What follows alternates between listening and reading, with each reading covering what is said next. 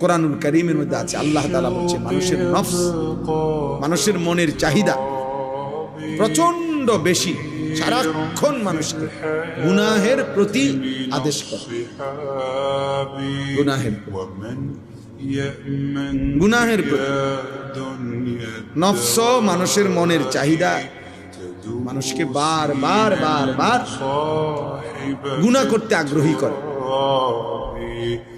এজন্য চোখ নামাইতে ভিন নারী থেকে দিল বলে কম, তাকাইতে বলে বেশি। সবাই আমরা কল্পনা করে দেখি, মনে যেন ভেতর থেকে কে যেন বলতেছে দেখো দেখো, দেখবি না, আর একটু দেখে ফেল, কিন্তু দেখবা না, সাবধান।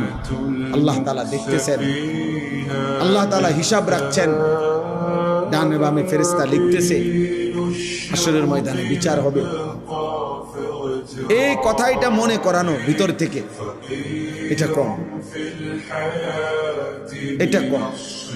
এজন্য আল্লাহ তাআলা বলেন মানুষের মনের চাহিদা মানুষকে গুনার প্রতি বেশি ধাবিত করে, গুনাহের। এই জন্য দয়া করে ছেলেরা, নওজোয়ান, বাঁচতে হলে চেষ্টা করতে হবে।